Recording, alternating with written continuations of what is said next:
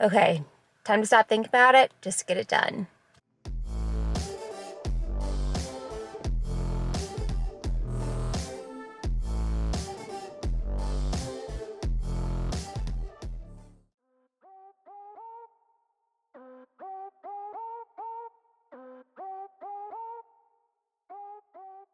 Hey, welcome back. It is Friday, January 29th as I'm filming this, and we are back at the Boulder Reds for the second week in a row. And that's because it snowed earlier this week, and so I just know like the roads out here are going to be clear of snow and ice.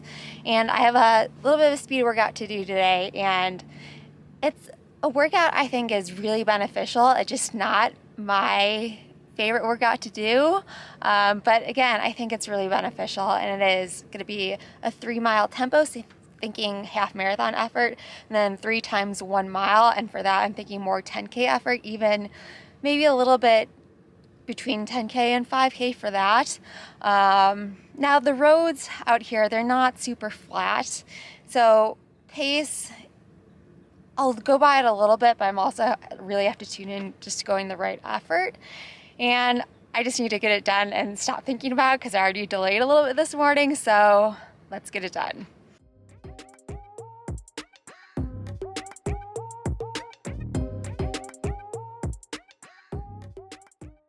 I feel like I'm painting a very unrealistic view of this week's training because the first part of the week it was snowing, it was cold, and the past couple days I've been running on top of snow and some ice, and then it got warm, the sun came out, and everything melted really fast. So it's not like this all the time in Boulder. And I'm also just more motivated to film on warm days because I'm not standing in the freezing cold. But with that said, I just completed the workout, and it was the best flatish speed workout I think I've had this whole training block. Wasn't perfect. Could feel my form slipping a little bit, but it felt so much smoother than all the other workouts. I didn't have to stop once to adjust my form during the workout. And so with that said, while things haven't been ideal, I'm going to do Black Canyon 100K in just over 2 weeks, and I'm super excited about it. I'm also worried because it would have been so nice if things would have came together a lot earlier, or if I would have had more time just to solidify I guess the form changes over the past couple weeks. But the reason I want to do it is because I don't like my other options for getting a golden ticket. Honestly, if there was a race 2 weeks after Black Canyon, or anytime in March or early April, I would switch. But the only other golden ticket race is Canyon's 100K in late April. It's 9 weeks between that race and Western States. It's a 100K with a lot more climbing and descending, which is tough on your body. And when you add in the recovery and then you add in the taper for Western States, I think 9 weeks is cutting it too close. Now with that said, if Black Canyon 100K doesn't go well, then I'm probably going to do it, but I don't have to win Black Canyon to get a golden ticket, probably. Just with some of the other women doing it, like Addie Bracy and Brittany Peterson, they already have their tickets. So I think it's worth me going for it. And now that I'm signing up for the race, I have to fully commit and not think about anything else. I cannot think about not finishing or Canyon's 100K. I just have to be ready to commit and go for it. So time to finish up some strength training, and I'll talk to you more about this and their recent form changes in a little bit.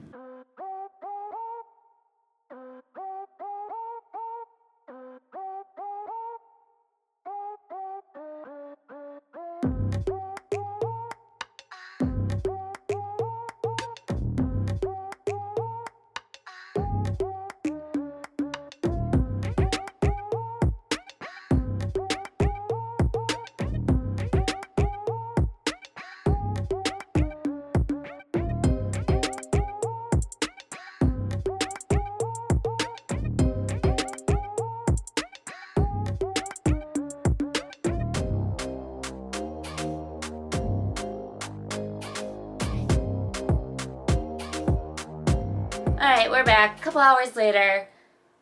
I managed to lose pretty much my running gait analysis information, but I do have my walking gait analysis, and there are definitely a lot of similarities, as if I remember correctly. But hopefully I'll find my running gait analysis and I'll be able to put screenshots up as I talk. But right here I just have my walking one. But anyway, I don't think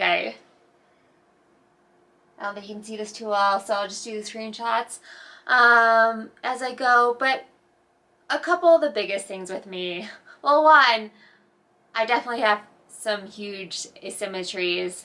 Not a surprise to me, so now I have the information or the data to back it up, so you know, it's okay. You don't have to be nice to me. You can say my form looks weird sometimes, because it does. And we think the big reason why, and I already knew this, is because I had such a long-term Achilles injury, and every step hurt for a long time. And so you just form some gait abnormalities because of things like that. And so what we found out with this gait analysis, and the treadmill had a force plate, and the force plate could show how I was landing on each foot. And it's really interesting. What we found is that with my left foot, which is the side I had the Achilles injury on, I should say it was an Achilles injury at the attachment point in the heel. So typically you have Achilles injury to place. Sometimes it's a little bit higher up. I won't bring my foot up to show you. And then right at the heel at the attachment point, and that's where my pain was. So what I was doing when I was landing, imagine this is my forefoot. I was just slamming my forefoot into the ground on my left foot. And my right foot, I was actually landing a little bit closer to my heel and then distributing the weight more evenly. But like my heel never even really touched the ground on my left side. And so that was really eye-opening for me. And I felt that when I was running. But without that information, it was hard for me to think what was causing what or what I should do about it. And so a big thing I've been doing since I've gotten this gait analysis is just thinking about using my feet the same way. And that's actually been seemed to be helping quite a bit, because as I mentioned before, it always felt like my legs were working two different ways. And you always think like, well, is it a hip thing? Is it a foot thing? And now I can say that thinking about how my feet are landing and trying to land the same way has helped significantly. It's not perfect, but my legs feel so much better when I'm running. And this past week, like I haven't had to stop to like try to like reset and get my legs working as they're supposed to. I could just think about, oh, you need to land the same way on both feet, and things have evened out. But with that said, I still have some really interesting things to work out. So what we found with the gait analysis, and you can see this in every single video I posted me running. Maybe if you don't have the trained eye or looking that closely, you didn't notice, but you can go look back and see now that my left leg lifts very high, and it goes through the gait cycle very quickly. So I have that huge impact force when I land on my forefoot, but then my leg it goes really fast around. My right leg, on the other hand, and I've talked about this before, where my right knee doesn't lift as high, but I do get good extension to a certain point. And so like if you look at my photo, the cover photo from last week's video, you saw my right leg extended and my left knee high, and that's kind of like my good side to take a photo from. If I would have done on the other side, it would have looked much different, because I struggle to get that left leg extension, and then my right knee high. So let me think what else. Oh, but so why I get that, while I do get that nice, what looks like nice right hip extension, I often feel like my right hip stays forward, and so Dr. Caitlin gave me this drill where I practiced going up on my toes into hip extension, but then really extending all the way with my right hip. And when I first started doing it, like my right hip flexor, like I felt it. And we also thought that was part of the reason why I always felt like my left hip was behind my right hip, that because my right hip wasn't extending all the way, I wasn't bringing my left leg, I couldn't get my left leg forward. And that was also contributing, like not being able to use my feet the same way. And so when I'm running, thinking about extending all the way through my right hip allows me to land a little bit better on my left foot. But with all that said, I'd really, sorry, I'm all over the place. But with all that said, I had a really interesting appointment yesterday with Dr. Caitlin, and I love her because her perspective is just different than other physical therapists I've worked with, but it's working. And I think I needed somebody with that fresh perspective to really figure out all these little details. And so yesterday we did some interesting things while I was on the treadmill. So I was walking and running on the treadmill, and she'd say count back from 100 by 7. And then one was just like, name all the animals you can name. And the whole thing was to try to take my mind off a little bit from focusing on my form so much, because that's pretty much what I did for every single run, was focus on form. And interestingly enough, she said when I started trying to count backwards or name these animals, she said I started to land on my left foot a little bit more softly, which I needed.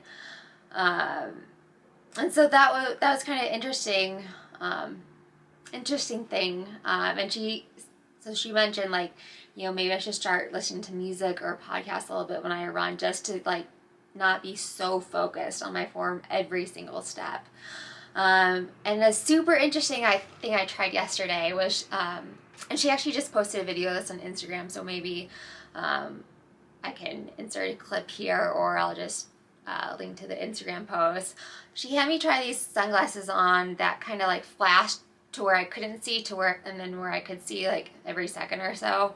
And that was to see how I would respond and try to use other sensory information. And so at first, when everything would go black and I couldn't see, like I felt like I was a little bit wobbly, and then I kind of got the hang of it, and I actually felt really good. Like I didn't look perfect, but I felt like I was using my body better. And I never would have thought of that. And so trying that was really interesting to me. And so now, like, something I was kind of doing today was doing more stuff with my eyes closed, or even one eye closed, just to try to gain better proprioception with my body again. So it's been interesting. And it's going to take a lot of time to get to where I want to be, but throughout this whole process, and you kind of see it throughout vlogging, was this vlog number 15 for this race series, like it's always been take a step forward and then take a step back. And so I always just felt like I was just getting back to where I started at the beginning of this training cycle, just feeling a little bit lopsided. But now I feel like I took a step forward and I stayed there. And I feel like I can keep taking steps forward. And as I said earlier today was the best speed workout I've had in a long time. And then my last long run was the best long run I've had in a really long time. And just not to have to be able to stop when I was running and be so upset with my body for not working the same way was huge. And I know, like, some people would say don't do Black Canyon, still give your body more time. But the thing is, yeah, as I said earlier, like if there's a race in March, I would do it. But because of the reason I mentioned earlier, like I'm going to do it. And part of that is because I've went into races and worse situations than I am now. Like this will be the first race I've done at least 8 years where I don't have Achilles pain. So I'm excited about that. I wish I'd have more time. I know my speed could use a little bit more work, but I feel like my endurance is there. Like I got in some high mileage weeks still. So we'll see how it goes. I'm gonna try. No promises, but as I was saying before, now that I feel fully committed to the race, I have to expect to be able to run well.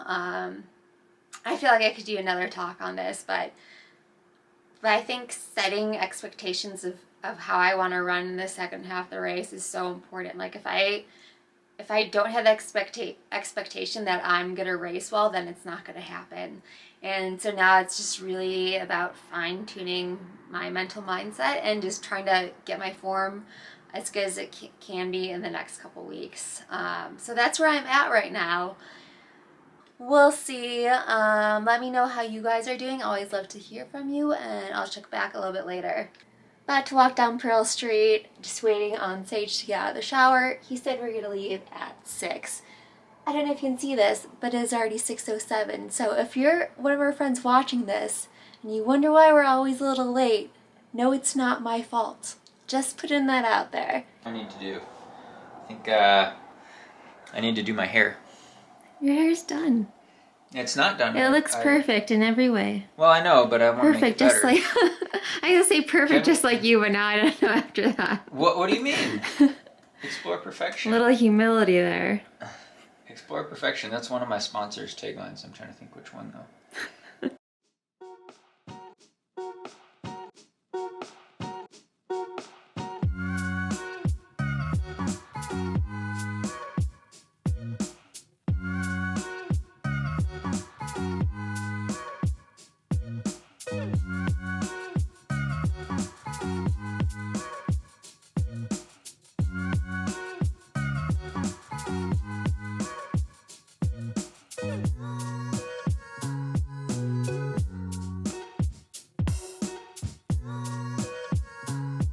Alright, just got back from walking Pearl Street with Sage, and we stopped at Sweet Greens for dinner, which it just opened up in Boulder a couple weeks ago.